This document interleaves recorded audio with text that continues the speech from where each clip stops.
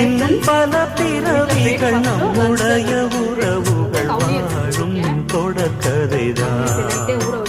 உந்தன் தேசம் வளர்த்திரைதான்